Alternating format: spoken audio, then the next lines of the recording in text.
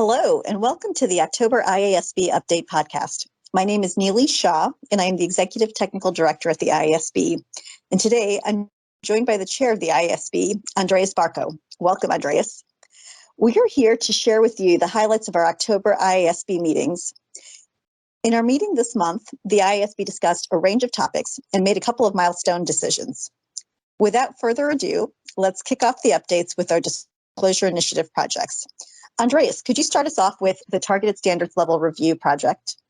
Sure, thanks, Nili.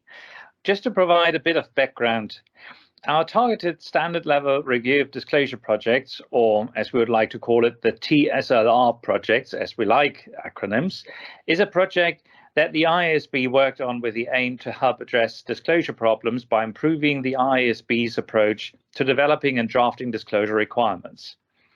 In March 2021, the IASB released an exposure draft detailing a new approach to developing and drafting disclosure requirements, which shifted the compliance focus from detailed items of information to disclosure objectives. In other words, we tried to promote a move away from a checklist-based approach to disclosures. As a pilot, we looked at disclosure requirements in two standards, which are IFRS 13, our standard on fair value measurement, and IAS 19, employee benefits. During this month's meeting, the IASB decided to use the proposed methodology for developing disclosure requirements in future standard setting activities. Most importantly, thinking about disclosures at the same time as recognition and measurement considerations, engaging investors to understand what disclosures they want, why they want it, and how they will use it, and thinking about the digital consumption of those disclosures at the same time as the development of the disclosure proposals. The IASB also decided on an approach to drafting disclosure requirements in future standard setting. The IASB will provide context setting, non-prescriptive overall disclosure objectives that describe the overall information needs of users to financial statements, require companies to comply with specific disclosure objectives that describe the detailed information needs of users of financial statements, support specific disclosure objectives with explanations of the assessments that users make that rely on information disclosed applying to the specific disclosure objectives, and last, use prescriptive language when referring to items of information that an entity should disclose to meet a specific disclosure objective.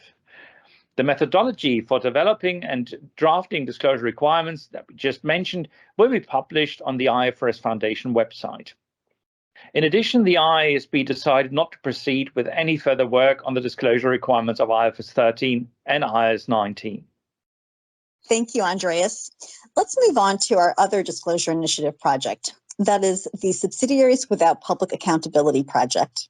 This project aims to reduce costs and simplify preparation of subsidiaries' financial statements by permitting eligible subsidiaries to apply IFRS accounting standards with reduced disclosure requirements as proposed in the draft standard. So what that means is that these subsidiaries would use the recognition and measurement requirements in full IFRS, but disclose a reduced set of disclosures in their standalone subsidiary financial statements. In June, the IASB agreed to proceed with its proposal for a new accounting standard, as set out in the exposure draft, Subsidiaries Without Public Accountability Disclosures. So the IASB is now in the redeliberation phase of this project. At this month's meeting, the IASB discussed three key aspects of the draft standards. First, the IASB agreed to confirm the objective of the standard as proposed in the exposure draft, which is to permit eligible subsidiaries to apply the disclosure requirements in the draft standard, and as I mentioned, the recognition, measurement, and presentation requirements in IFRS accounting standards. With regards to the approach in developing the disclosure requirements, the IASB agreed to ensure that the language used in the disclosure requirements is the same as the language in full IFRS accounting standards. And third, on the structure of the standard, the IASB agreed two things. First, to omit the appendix proposed in the exposure draft, which set out disclosure requirements in other IFRS accounting standards that do not apply to an entity applying the standard for reduced disclosures. And second, to replace the footnotes with cross-references to disclosure requirements in other IFRS accounting standards that remain applicable, located under each IFRS accounting standard subheading within the main body of the standard.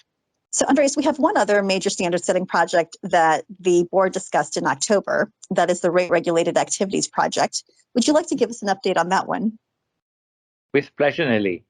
With regards to this project, this month, the IASB decided that the forthcoming IFRS accounting standard on rate regulated activities would retain the definition of allowable expense as proposed in the exposure draft, but it would clarify the treatment of allowable expenses based on benchmarks and include examples to help entities identify differences in timing in those cases. It also decided to retain the proposals for an entity to account for regulatory assets or regulatory liabilities arising from differences between the regulatory recovery period and the asset's useful life if the entity has concluded that its regulatory capital base and its property, plant and equipment have a direct relationship. And to help in determining whether an entity's regulatory capital base and its property, plant and equipment have a direct relationship, the IASB agreed to include guidance in the standard. In cases where there is no direct relationship between the two, the IASB decided to require disclosures that would enable users to understand the reasons behind such a conclusion. Moving on to our research project updates, Nili, we saw both the goodwill and impairment and the equity method projects return to the board table this month, didn't we? Would you let us know how those discussions went? Absolutely. So let's start with the goodwill and impairment project. Last month, you may recall, the IASB made some big decisions about disclosures about business combinations. This month, the IASB focused on the subsequent accounting for goodwill. Specifically, it discussed all of the information the staff pulled together from its past outreach, research, and analysis on this topic. The purpose of this meeting was to see if the IASB members needed any more information to enable it to make a decision about whether to retain the current impairment-only model or whether there is sufficient evidence to justify exploring the reintroduction of amortization. And I stress the word exploring because even if the IASB decided there is sufficient evidence today to move away from the impairment-only model, it is unclear whether an operational amortization model can be developed. The IASB will likely make this decision in November, so stay tuned for that. So moving on to the second research project that the IASB discussed this month, that is the equity method project. Just as a reminder, the objective of this project is to explore whether the IASB can address application questions on the equity method of accounting by identifying and explaining principles in IAS 28, investments in associates and joint ventures. During this month's meeting, the IASB was updated on the project's overall progress, and the IASB agreed to continue the equity method project with its current objective and approach. This was an involved discussion, however, because it has been quite tricky to find a path forward on this project based on the existing principles in IAS 28, and to do so in a way that is useful for users of financial statements. So we'll hear more of the IASB's discussions on the application questions within the scope of this project at future meetings, but with further touch points about whether the benefits of progressing this project outweigh the costs. Now let's move on, Andreas, to the IASB's discussions on the post-implementation review of the classification and measurement requirements in IFRS 9. Before we turn things over to you, I just wanted to remind our listeners that a post-implementation review is not a standard-setting project. However, matters may be identified in a PIR for which the IASB may decide to do standard setting. And this is the case for three topics that the IASB discussed in October. The first is equity instruments and other comprehensive income. The second is electronic cash transfers. And the third is contractual cash flow characteristics of financial assets. The IASB also discussed in October the topic of business model assessments and decided not to take any further action on this matter, on the matters identified in the PIR in relation to the business model requirements in IFRS 9. So Andreas, over to you on the three topics for which the IASB is doing further work based on the outcome of the post-implementation review. Thanks, Nili. Let me start with a first topic you mentioned, equity instruments and other comprehensive income, or OCI. The IASB considered feedback on the requirements in IFRS 9 financial instruments relating to equity instruments for which an entity has elected to present fair value changes in OCI.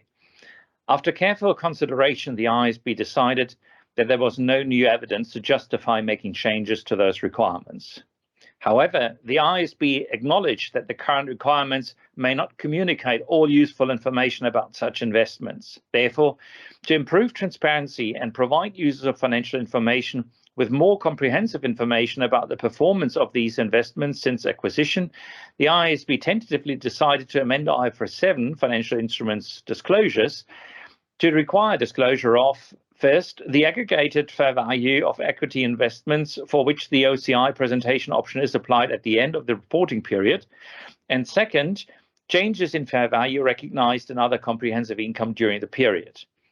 In addition, the IASB asked the staff to explore whether an illustrative example, such as a reconciliation from the opening balance to the closing balance in OCI, could be provided in the proposed amendments. Second, then, on electronic cash transfers. This topic arose from a submission to the Interpretations Committee on the timing of the recognition of trade receivables and the recognition of cash received via an electronic transfer system as settlement for that receivable. In light of this submission and feedback of the PIR of the classification and measurement requirements in IFRS 9 in September, the IASB decided to explore narrow scope standard setting. This month, the IASB tentatively decided to develop an accounting policy choice to allow an entity to derecognize a financial liability before it delivers cash on the settlement date when specified criteria are met. At a future meeting, the IASB will continue its discussions on such a potential accounting policy choice, including the scope of settlement transactions for which an entity could make the election. Thirdly, on contractual cash flow characteristics of financial assets. This month, we focused on the disclosure requirements that would complement the clarifying amendments the IASB tentatively decided to make in September. The proposals would require companies to disclose for each class of financial assets amortized cost or fair value through other comprehensive income and financial liabilities at amortized cost. First, a qualitative description of contractual terms that could change the timing or amount of contractual cash flows. Second, quantitative information about the range of changes to contractual cash flows that could result from these contractual terms. And third, the gross carrying amount of financial assets and amortized cost of financial liabilities subject to these contractual terms. Furthermore, the IASB tentatively decided on a modified retrospective application of the clarifying amendments, which means that entities would not be required to restate comparative information. The effective date will be decided after consultation, but early application would be permitted. As a next step, for all three of these proposed narrow scope amendments to IFRS 9, that is, disclosures on equity instruments accounting for at fair value OCI, electronic cash transfers, and contractual cash flow characteristics, we expect the staff to request permission to begin the balloting process for a single exposure draft by the end of this year. Our thinking is that a single exposure draft would make it easier for stakeholders to provide feedback. So that's all. Back to you, Nili. Thank you, Andreas. So just a few more topics that we covered in October. The staff first came back to the board to discuss the provisions project. And as a reminder, this is a targeted project focusing on three aspects in IAS 37. This month, the IASB focused on discount rates used in measuring provisions within the scope of IAS 37 and whether to develop proposals to specify whether the rate an entity uses to discount a provision should reflect non-performance risk. That is, the risk that the entity will not fulfill its obligation. The IASB will make a decision at a future meeting. In addition, the IASB finalized 3 agenda decisions from the Interpretations Committee. One is on multi-currency groups of insurance contracts, which encompasses IFRS 17 insurance contracts and IAS 21, the effects of changes in foreign exchange rates. The second agenda decision was on special purpose acquisition companies accounting for warrants at acquisition. And the third agenda decision was on lesser forgiveness of lessee payments, which relates to IFRS 9 and IFRS 16. In addition, the IASB also decided to shorten the comment period on its forthcoming proposed IFRS taxonomy, amendments to IAS 1 and IFRS 16 to 30 days instead of the usual 60 days. And the reason for this is that these proposals relate to narrow scope amendments and there are no significant changes to the taxonomy that is being made.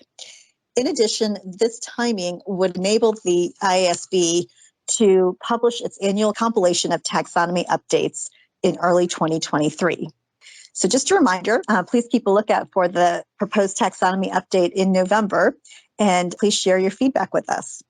Great. I should also add, last but not least, Emmanuel Faber, chair of the International Sustainability Standards Board, joined the IASB this month to share an update on the IASB's decisions on its exposure draft S1 on general sustainability-related disclosure requirements and S2 on climate, as well as their upcoming consultation on agenda priorities. This update mirrors a session that I had with the IASB in September. Both sessions are part of our work to share information between the two boards and facilitate connectivity, complementing the work that's being done at the staff level. Thank you, Andreas. So that is all from us this month. You can also catch up on previous episodes of this and the IFRS Interpretations Committee on our website, as well as our YouTube channel and Spotify. For the latest developments, make sure to subscribe on our website. And if you like this podcast, please do take some time to rate, review, and subscribe on your preferred podcast player. And remember to tune in at the next installment. Thank you so much.